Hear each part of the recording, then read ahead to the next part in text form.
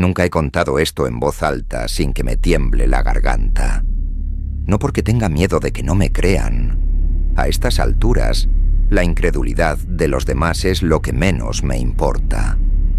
Sino porque todavía hoy, años después, no estoy seguro de haber entendido lo que ocurrió realmente.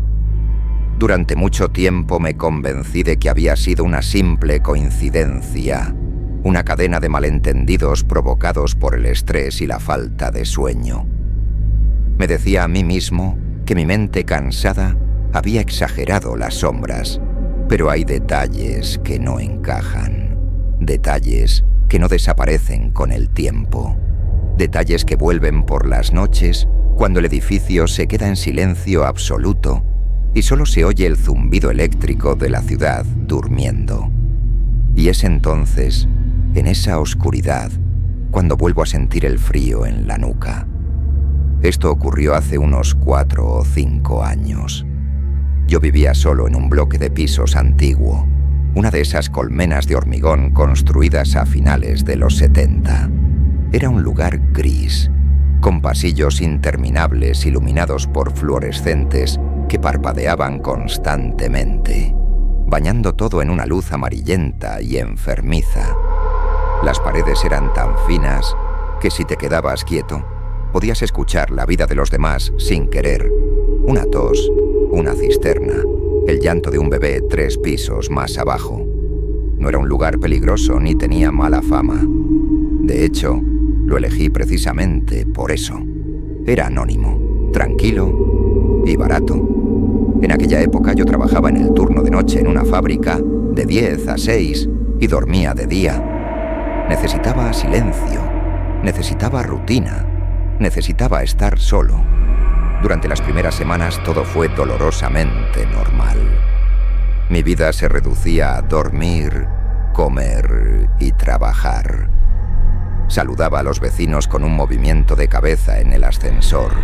Escuchaba pasos sobre mi techo, alguna discusión lejana amortiguada por el hormigón. La banda sonora habitual de la soledad urbana. Hasta que empecé a notar algo raro con el piso de enfrente.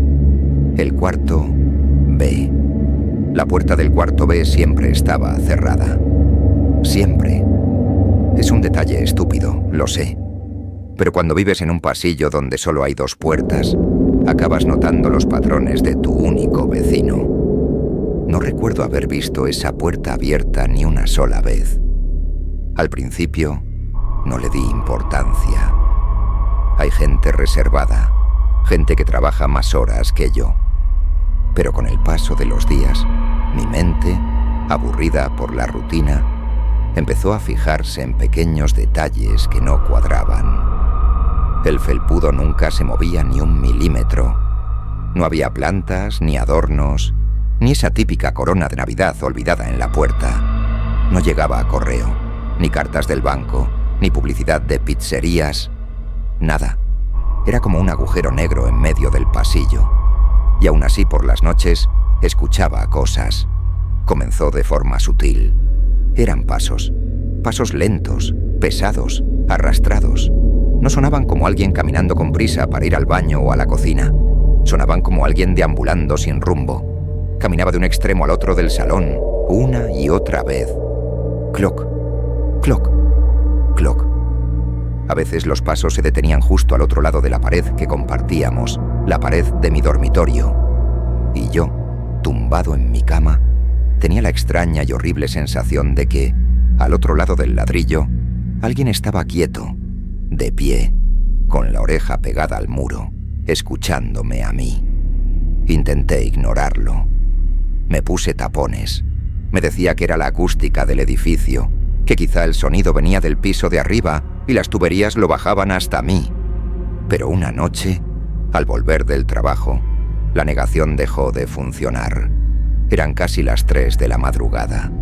El edificio estaba en ese silencio sepulcral que solo existe a esa hora. Salí del ascensor arrastrando los pies por el cansancio. El pasillo estaba vacío. Caminé hacia mi puerta y, al pasar frente al cuarto B, me detuve instintivamente. Desde el interior escuché un golpe seco. ¡Pum! Fue un solo golpe, fuerte, como si alguien hubiera apoyado la palma de la mano abierta con toda su fuerza contra la puerta, justo a la altura de mi cara, como queriendo decir: sé que estás ahí. Me quedé congelado, con las llaves en la mano tintineando por el temblor. El silencio volvió de inmediato. No hubo respiración, no hubo pasos alejándose. Solo quietud.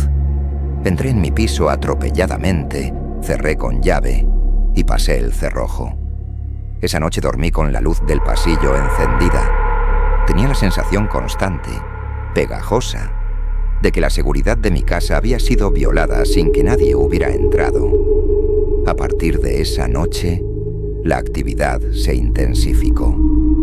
Ya no era algo esporádico. En cuanto apagaba la televisión y me metía en la cama, empezaba el ritual. Pasos, golpes suaves en el rodapié, el sonido de algo pesado siendo arrastrado por el suelo de madera. Siempre de noche, siempre cuando yo estaba despierto. Nunca escuché una televisión, una radio, un teléfono sonar, una voz humana. Solo movimientos mecánicos. Como si alguien habitara ese piso sin vivir realmente en él. Como una grabación que se repite. Obsesionado, decidí preguntar al portero del edificio una mañana que me crucé con él. Intenté sonar casual. «Oye, disculpa», le dije. «¿Sabes quién vive en el cuarto B? A veces se oyen ruidos y me preocupa molestarles con mi horario de noche». Su respuesta fue rápida. Demasiado rápida. Ni siquiera consultó una lista. «Ese piso está vacío», dijo sin dejar de barrer la entrada. «Lleva años cerrado. Es del banco o de una herencia complicada, no estoy seguro. Pero ahí no vive nadie». Sentí un frío repentino en el estómago. «No puede ser», insistí. «Escucho gente, escucho golpes. Anoche mismo». El portero me miró con una mezcla de cansancio y desinterés, como si yo fuera el 10º inquilino loco con el que lidiaba esa semana. «Chico, aquí las paredes engañan mucho. Son de papel. A veces parece que el sonido viene de un sitio y en realidad viene de 3 pisos más arriba. No te obsesiones». Quise creerle. De verdad que quise. Necesitaba creerle para poder dormir. Pero esa misma noche, alrededor de las 4, la realidad me golpeó de nuevo. Estaba leyendo en la cama, intentando conciliar el sueño, cuando escuché algo nuevo. No eran pasos, no eran golpes, era respiración. Una respiración profunda, rasposa y lenta. Venía justo del otro lado de la pared, a escasos centímetros de mi cabecera. Era tan clara que podía distinguir el ritmo, las pausas, el leve silbido del aire entrando por una nariz obstruida. No era una tubería, no era el viento, era algo orgánico. Me senté en la cama, paralizado, con el libro apretado contra el pecho. La respiración continuó durante minutos que se hicieron eternos. Inhala, exhala, inhala, exhala, y entonces cesó de golpe, como si hubieran cortado el audio. Al día siguiente, con ojeras hasta el suelo, llamé al administrador de la finca. Fui insistente, casi agresivo. Le exigí que revisara el piso. Le dije que temía que hubiera ocupas o algún vagabundo que hubiera entrado. Me prometió que lo miraría. 2 días después mi teléfono sonó. Era él. «He ido personalmente», me dijo, con tono de disculpa. «El piso está vacío, completamente vacío. No hay muebles, no hay basura. Hay una capa de polvo de un dedo de grosor en el suelo que no ha pisado nadie. La cerradura no estaba forzada y las ventanas estaban selladas». «¿No había nadie?», pregunté, sintiéndome estúpido. «Nadie. Me han confirmado que el piso lleva cerrado desde que murió el último propietario hace 6 años. Un señor mayor. Murió solo. Al parecer estuvo allí días antes de que lo encontraran. Quizás eso es lo que te sugestiona». Colgué el teléfono. Murió solo. Esa noche no fui a trabajar. Me quedé en casa, sentado en el sofá, con todas las luces encendidas. Pero el miedo es traicionero, y el cansancio me venció hacia las 3 de la madrugada. Me adormilé en el salón. A las 3:17 me despertó un sonido. Algo que jamás podré olvidar mientras viva. Mi nombre. Fue pronunciado en voz baja, pero no era un susurro fantasmal de película. Era una voz normal, gutural, masculina, cercana. David. Lo dijo una sola vez, con una calma aterradora, como si me estuviera llamando desde la habitación de al lado. Me levanté temblando. El corazón me latía tan fuerte que me dolía el pecho. Me acerqué a la pared compartida, esa maldita pared delgada, y apoyé la oreja. Silencio. ¿Quién está ahí?, susurré, sintiéndome ridículo. Pasaron unos segundos interminables, y entonces la respuesta no fue una voz. Fueron 3 golpes. Toc, toc, toc, suaves, rítmicos. Justo al otro lado de donde yo tenía apoyada la oreja. Estaban interactuando conmigo. Lo que fuera que había allí, sabía exactamente dónde estaba yo. Me aparté de un salto, tropezando con mis propios pies. Sentí náuseas. Me encerré en el baño con el móvil en la mano, esperando a que amaneciera, vigilando la puerta como si fueran a abrirse en cualquier momento. A la mañana siguiente, la falta de sueño me hizo tomar una decisión estúpida, una decisión impulsiva. Decidí enfrentarme a ello. Si es una persona, sangra. Si es un fantasma, no puede hacerme daño físico, pensé. ¡Qué ingenuo! Bajé al trastero, cogí una linterna pesada de metal y subí al pasillo. Me planté frente a la puerta del cuarto B. La madera oscura parecía absorber la luz. La observé durante un largo rato. No se oía nada. Levanté el puño y golpeé la puerta con fuerza. «Sé que hay alguien ahí», grité. «Voy a llamar a la policía». No hubo respuesta. Golpeé otra vez, más fuerte, haciéndome daño en los nudillos. Entonces lo escuché. Pasos. Pero esta vez no eran pasos arrastrados. Eran pasos rápidos, decididos, acercándose desde el fondo del pasillo del apartamento hacia la puerta. Pum, pum, pum, pum. Se detuvieron en seco justo detrás de la madera, a centímetros de mi cara. Podía sentir la electricidad estática en el aire.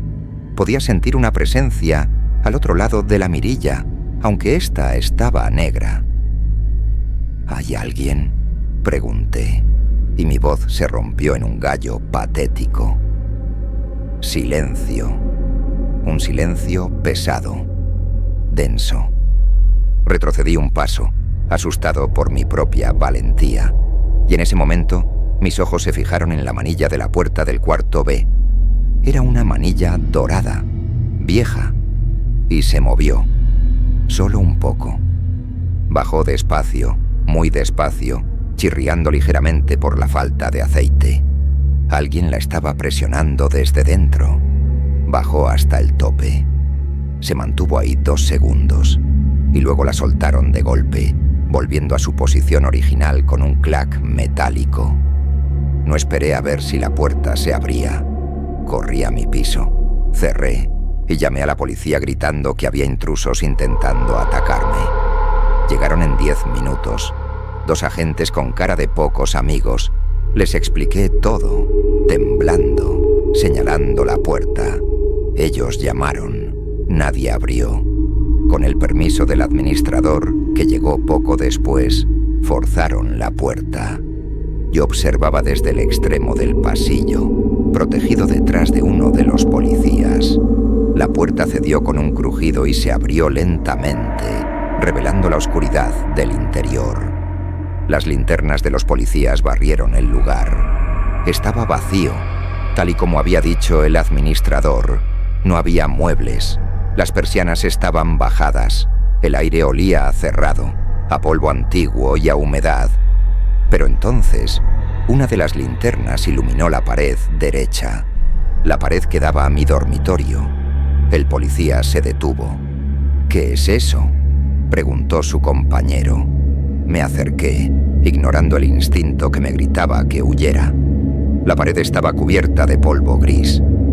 Pero en el centro, a la altura exacta donde yo apoyaba la cabeza cada noche para dormir, el polvo estaba alterado. Había marcas, huellas de manos, muchas, cientos de ellas, superpuestas unas sobre otras, frenéticas, arrastradas. Manos grandes, dedos largos, estaban agrupadas en ese único punto, como si alguien hubiera pasado noches enteras, horas y horas, apoyado contra la pared, presionando, arañando, escuchando mi respiración al otro lado, obsesionado conmigo. La policía revisó todo el piso. Armarios, falso techo. No encontraron a nadie. Dijeron que probablemente algún vagabundo había estado entrando y saliendo por el patio de luces, aunque las ventanas estaban cerradas por dentro con pasador. No tenía sentido. Nada tenía sentido. Me recomendaron cambiar de cerradura. Yo hice algo mejor. Me mudé esa misma tarde. Dejé la fianza, dejé muebles, dejé todo lo que no me cabía en el coche. Han pasado años desde entonces. Vivo en otra ciudad, en un edificio moderno, con paredes gruesas y vecinos ruidosos que tienen perros y niños. Me gusta el ruido, me tranquiliza, pero a veces hay noches en las que el insomnio vuelve, noches en las que todo se queda en silencio. Y aunque sé que estoy a kilómetros de aquel lugar, no puedo evitar mirar la pared de mi nuevo dormitorio. A veces, solo a veces, me parece escuchar esa respiración al otro lado, sincronizada con la mía, esperando a que me duerma para apoyar las manos contra el muro y susurrar mi nombre una vez más. Duerman bien, si pueden.